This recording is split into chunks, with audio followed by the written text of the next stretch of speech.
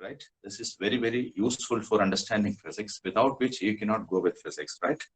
Yesterday also we have explained so many rules in mathematics, in algebra, in logarithm, and in binomial theorem, etc., etc. I have explained.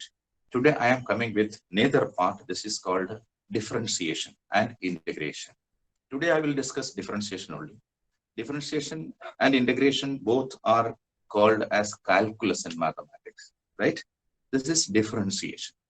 So differentiation, it is very simple. So by differentiating a function, we can change the rate of change, instantaneous rate of change of one quantity with respect to the other. This is called actually differentiation. So using differentiation, we can find rate of change. Sometimes we can also calculate the slope of a function. Or is a function is used to make a curve or a straight line, the slope of that straight line can be calculated. This is also used to calculate rate of change, calculation of rate of change. For example, displacement is given as a function. Then the rate of change of displacement is velocity. Velocity can be calculated by using this part of calculus, what is called differentiation. So differentiation is very important, right? From beginning to the end in physics, always it is used at one place or the other. So you must be very, very carefully you have to go through this part, right? It's called differentiation. So differentiation, it is related to a function, right? So let us consider a function of x, that is fx. This fx is actually y is equal to 3x plus 4, right? In this function y is equal to 3x plus 4, y is a function of x. That is why y is a function of x, what is called fx. Y is equal to fx also we can write, right? Fx, the value is equal to 3x plus 4. In this case, I am taking the example, right? In this function y is equal to 3x plus 4, there are two variables. One is called x and other is called y. In this, that means x is called an independent variable and y is called the dependent variable. Why it is? Because x can assume any value, 0, 1, 2, 3, 4, etc. Any value it can assume. Whenever there is a change in value in x, there is a corresponding change in the value of y also. Am I correct? Suppose that there is a small change in the value of x called as said as delta x. Delta x, delta y, delta c, delta a, etc. are used for representing very small change in values. Delta x means very small change in the value of x. Delta y means a very small change in the value of y. Suppose that in this expression, x varies by a very small value delta x, then a corresponding change in the value of y is delta y.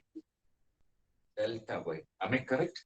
So now the ratio, now the ratio is called. Ratio means the change in value of y with respect to the change in the small change in the value of x is called, is said as, is equal to delta y by delta x. So if we consider the value of x is changing, very small value, that change in value tends to 0, that is what is called limiting function. In the limiting case, we will write delta x tends to 0. The ratio delta y by delta x is called dy by dx. This is a limiting condition. Limiting condition, this ratio delta y by delta x. What is the limiting condition? Limiting condition means when the value of delta x is very, very small, that change tends to 0. Not exactly 0, but it is tends to 0. Very, very small change. Then the ratio delta y by delta x is called the limiting condition. So limiting condition is written as how it is said, delta x tends to 0, TENDS, tends to 0, delta y by delta x is equal to dy by dx. This is called differential coefficient of y with respect to x. This is called what? Is called a differential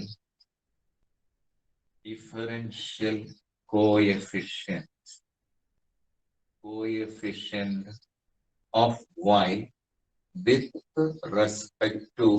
with respect to x. differential coefficient of y with respect to x.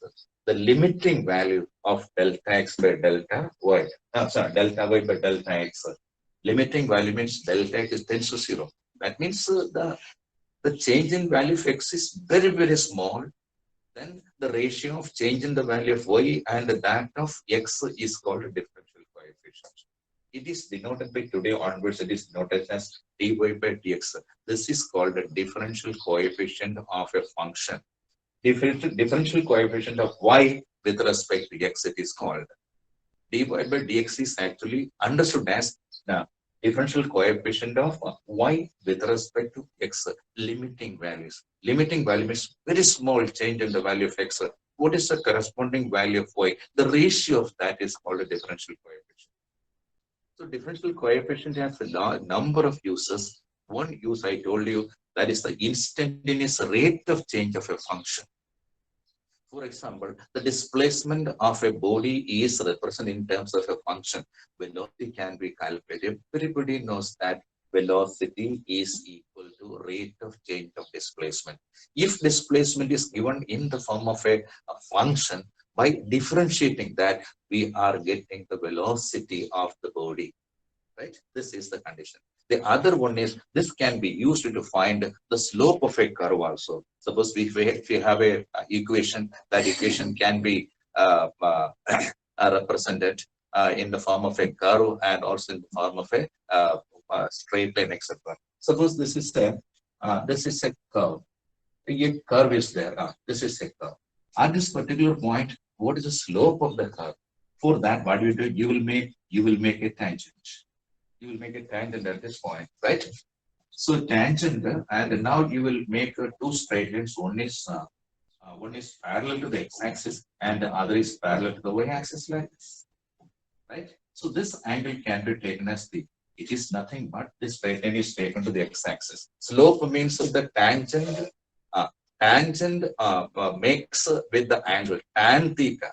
Tan of the angle made by the tangent is called slope.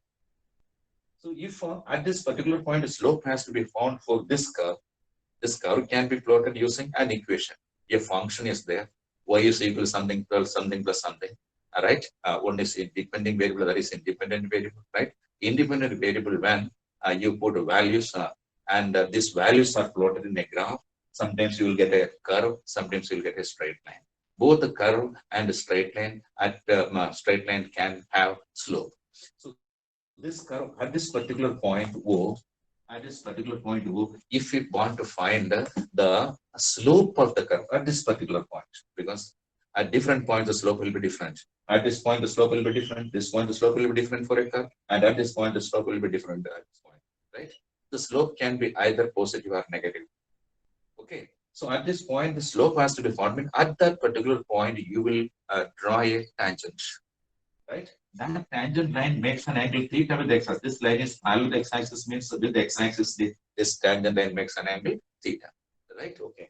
Suppose this part is equal to dx, and this part is equal to dy. This part is equal to dy. This is dy, right? Tan of the angle made by the tangent of the x-axis is what is called the slope of the curve. So in this case, tan theta is equal to what? Perpendicular side by base, that is dy by dx. So dy by dx is equal to tan theta is equal to slope. To find the slope of a curve at any point, we can use differentiation. So differential coefficient of the function with respect to x is called tan theta. Tan theta is equal to slope of the curve or a straight line. Suppose this is a straight line. In place of a curve, suppose I am making a straight line here. That straight line will be making. So this is a straight line like this. Yes, straight line is made like this, right? What is the slope of the straight line? For that, what you will do? You will make a straight line parallel to the x-axis, and angle theta is made. Right? Yeah. Okay. So this is delta x, and this is delta y. The slope of the straight line can be calculated. Straight line can be like this also, right? Yeah. Another way the straight line applied is like this. Okay. Okay. In this case. So what is this? That straight line makes the back to x-axis is theta. In this case, the slope is positive. Slope positive because the angle is measured in the anti-clockwise direction, x-axis to the straight line. That is why this is what you call positive slope. So this is now a straight line is drawn here. This is equal to delta x, and this is equal sorry, dx, and this is dy. dy by dx is the slope. So differential coefficient is can be used to find slope of a straight line, slope of a curve at a particular point, etc. Another slope means may tell you that this is a negative slope. Suppose the straight line is like this, then the angle theta is this one. In this case, the theta is measured in the clockwise direction. Then the slope of this straight line is negative. So slope can be negative and also slope can be positive. Slope is measured using calculated using differential coefficient. And also one more thing you have to see is that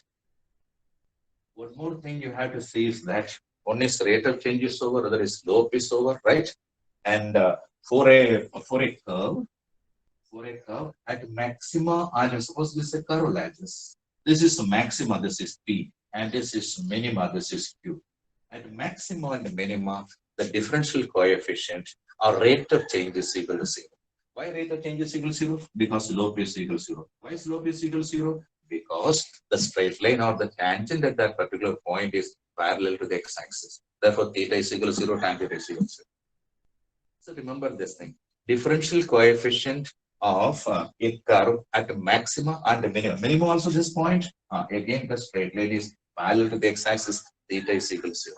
So this differential coefficient is equal to 0 for a curve at a maxima or minimum. So these are the things about differential coefficient. That means the dy by dx, differential coefficient of y with respect. It is nothing but it is rate of change. Or this can be used for finding the slope of a straight line. Slope of a straight line or a curve is equal to tan theta. All these things have been explained here, right? Next, theorems and formula in calculus. Theorems and formula in calculus, it is you have to note down when I teach you, when you see this class, you have to note down every point what I write, right? Okay. So there are so many rules here. All the rules I am going to explain it here.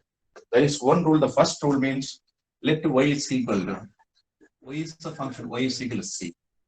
Y is equal to c means y is equal to a constant. There is no independent variable there, right? So the differential coefficient of y means that is dy. Therefore, dy by dx is equal to d by dx of c. C is a constant, therefore there is no change. Therefore, d by